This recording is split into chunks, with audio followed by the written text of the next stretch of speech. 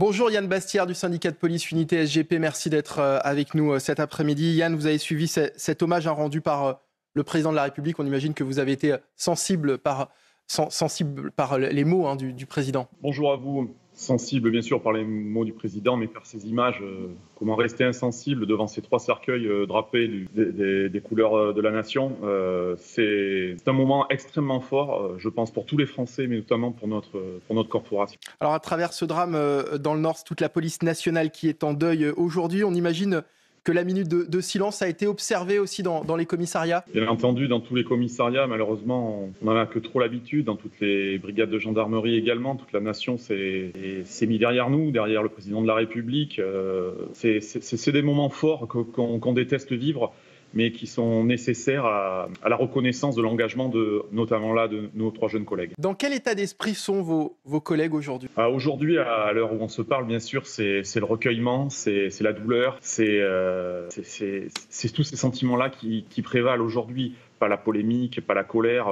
On est vraiment dans le recueillement et dans cette douleur profonde qui nous marque tout. Les explications viendront par la suite, mais pour l'instant, on fait face. Les explications, la polémique viendront par la suite. Vous le dites, l'émotion, le recueillement, mais quand même peut-être un peu de colère, j'imagine. Bien entendu, de la colère face à tant d'injustices. 25 ans, 24 ans, c'est cette colère, c'est l'incompréhension. Ce sont les mots du président de la République qui imagent très très bien ce qui est ressenti par l'ensemble, je vous dis, de notre corporation et certainement des Français, des parents qui ont des enfants de cet âge-là. Pour l'instant, c'est essentiellement ça, cette colère sourde. Cette semaine, vous le savez, on a aussi appris le décès d'une petite fille percutée par une voiture à trappe. La conductrice était positive aux stupéfiants. Est-ce qu'on ne serait pas en train de tomber dans une banalisation finalement de ces consommations de stupéfiants, d'alcool au volant, Yann Bastière ? C'est très probable, mais malheureusement, ça ne date pas d'aujourd'hui. En revanche, il faut se servir de tous ces drames pour qu'il y ait une réaction peut-être de la puissance publique, du législateur, de la justice. Il faut que cesse cette loi des séries, mais tant de familles sont brisées par des comportements, comme l'a dit le président de la République, des comportements irresponsables. Il va peut-être falloir rappeler à la responsabilité ces assassins de la route, j'ose pas employer d'autres mots, et frapper fort, parce que se répéter sans arrêt que c'est un drame, que c'est une tragédie, que c'est la fatalité. Non, maintenant, il va falloir peut-être employer des mesures bien plus radicales. Yann Bastière, Gérald Darmanin avait dernièrement annoncé des mesures, à commencer par une augmentation des contrôles routiers.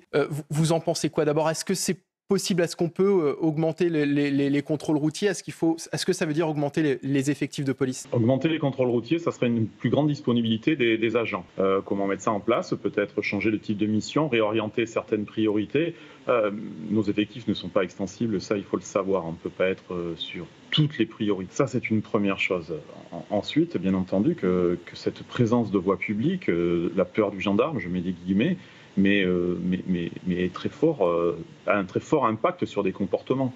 Donc, en effet, cette première démarche d'accentuer les contrôles, ensuite, bien sûr, il faut sanctionner à la hauteur que prévoit le code pénal.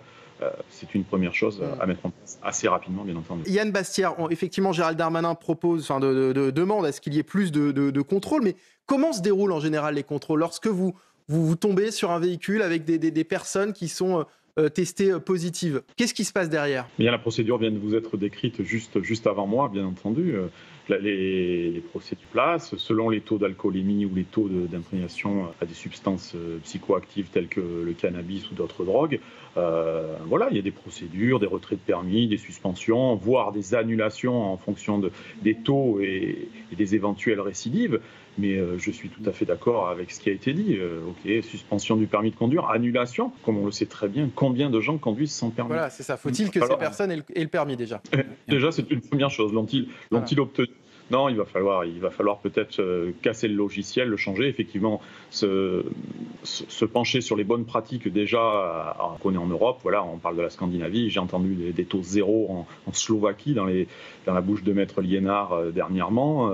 Non, il faut peut-être arrêter cette indulgence et c'est pas grave, c'est juste un joint, c'est pas grave, c'est 2 verres de trop. Non, maintenant, ces drames se succèdent, se multiplient et tant de familles sont brisées.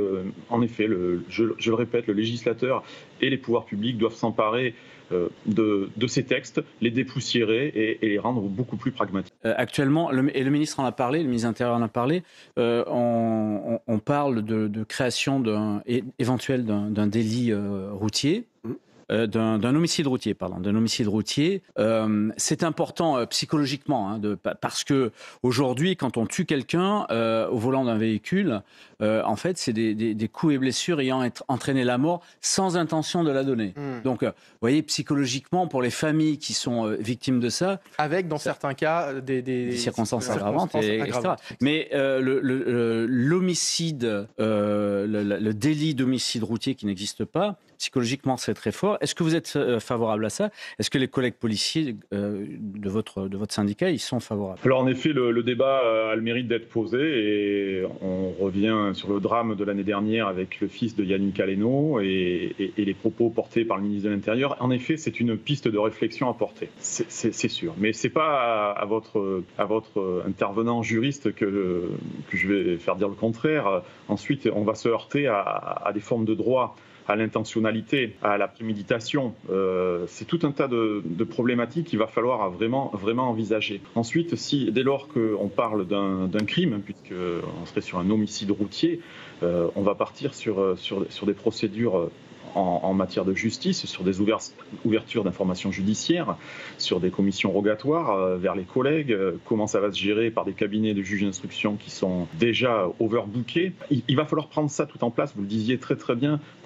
Actuellement, on a un arsenal juridique déjà assez répressif, faisons-le appliquer. L'homicide involontaire, aujourd'hui, c'est 5, 7, voire 10 ans en fonction des circonstances aggravantes. Appuyons-nous sur ça, prononçons les peines et il faut les faire appliquer. Okay. Donc, on a déjà des choses à penser. Peut-être que l'homicide routier est effectivement à explorer.